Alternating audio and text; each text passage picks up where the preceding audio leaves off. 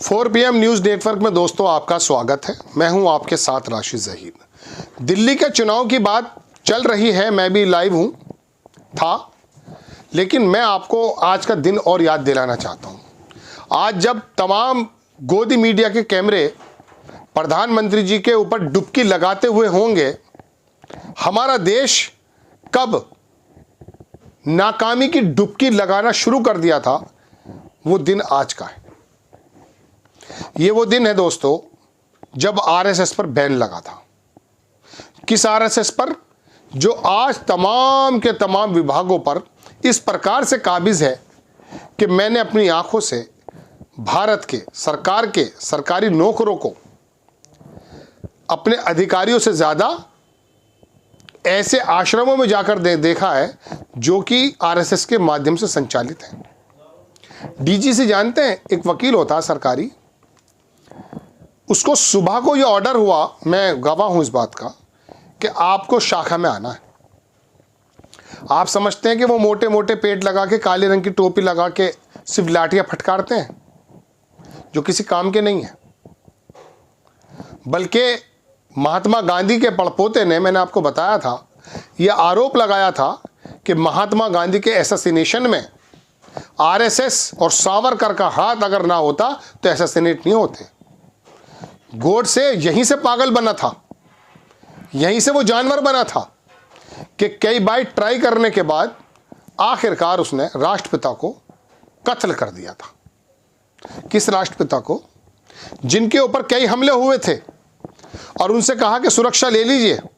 क्या कमाल आदमी था यार वो शख्स, वाह, मैं सलाम करता हूं। वाकई उसकी तस्वीरें, उसके मुजस्समे दुनिया के अलग अलग हिस्सों में हैं, तो जान लीजिए वो धोती वाला शख्स बड़े बड़े 10 लाख के सूट वालों से इसलिए ऊपर हो गया था, अंग्रेजी शासन यूं कपकपाने लगा था कि चप्पलों में आने वाला ये सर्दी में व्यक्ति, जिसके चेहरे पर, जिसके शरीर पर एक सूती कपड़ा है, ये कौन आदमी है जिसने टाई बेल्ट वालों को दरकिनार कर कर रख दिया था। क्या किरदार का गाजी था वो शख्स। मैं और आप मिलकर सलाम करते हैं ऐसी शख्स, पर्सनैलिटी को, जिसको महात्मा गांधी कहा जाता है। वाकई क्या उसके सिद्धांत थे? क्या लड़ाई के माध्यम से, मार काट के माध्यम से हम आज़ादी प्राप्त कर सकते थे? हजारों लाखों करोड़ों भारतीयों को कत्ल होने से बचा लिया उस शख्स ने, जिसको यही गोडसे की पार्टी हिंदू महासभा हर 2 अक्टूबर में मुजस्समा बनाकर गोलियां मारने का काम करती है। फिर हरिद्वार के अंदर धर्म संसद लगती है, भारतीय जनता पार्टी का वकील नेता वहां मौजूद होता है और वो कहता है कि 3 गोली मारी थी, हम 6 मारते अगर आज होता वो। चलिए आज याद कर लेते हैं उस शख्स को, और उस शख्स के एसेसिनेट के जिम्मेदार अकॉर्डिंग टू जो ग्रैंडसन थे महात्मा गांधी के, आरएसएस और सावरकर, उस आरएसएस पर आज के दिन बैन लगाया था। किसने लगाया था जानते हैं? वो गुजरात का आदमी था, लौह पुरुष के नाम से जाना जाता है, जिसने 539 गालिबन 500 से ज़्यादा रियासतें यूं ख़त्म कर दी। हैदराबाद का नवाब जब थोड़ा हुआ तो जानते हैं, एक तरफ ज़बान पर अगर नरमी की बात थी तो दूसरी तरफ ताकत सेना की भी थी। सेना की राइफल एक तरफ रखी थी और प्रपोजल नरमी का एक तरफ रखा था। कहा चुन ले, जूनागढ़ हो या हैदराबाद या बाकी रियासतें, उनको मिला करके एक भारत बनाने का काम उस गुजरात के व्यक्ति ने किया था। क्या पता था कि गुजरात के कुछ लोग आएंगे और टुकड़े करके रख देंगे भारत के वर्गों में। उस आरएसएस पर बैन आज की तारीख में लगा था, इसलिए मुझे याद हो गया सरदार पटेल और महात्मा गांधी। सरदार पटेल ने आज के ही दिन आरएसएस पर पाबंदी लगाई थी। उसके बाद नेहरू से लेकर इंदिरा गांधी और राजीव गांधी तक ने जहर की इस नफरत को पनपने से नहीं रोका। देखिए, ये भी उनकी उदारता थी, रोक देते तो ये नफरतें पैदा नहीं होती। आज दिल्ली का एक विधायक जीतने के लिए ये नहीं कहता कि ये जिहादियों को ख़त्म कर दूंगा जो अजान पढ़ते हैं। विधायक बन रहा है एक ऐसी विधानसभा का जिसके ताकत वहाँ की एमसीडी से भी कम है। वो कह रहा है ये वजह, कांग्रेस को इस गलती की बड़ी सज़ा मिल रही है। ये वो नीचे जो इस पर बैन लगा था वो है दोस्तों, तारीख भी इसमें अंदर मौजूद है, 1948 4 फरवरी, आज 5 हो गई है दोस्तों। ये वो बैन है जब महात्मा गांधी के असैसिनेट करने के बाद लगा था। एक मेरे ख्याल से पीवी नरसिम्हा राव के समय लगा है, मेरे ख्याल से 2 या 3 बार इस पर बैन लगा है।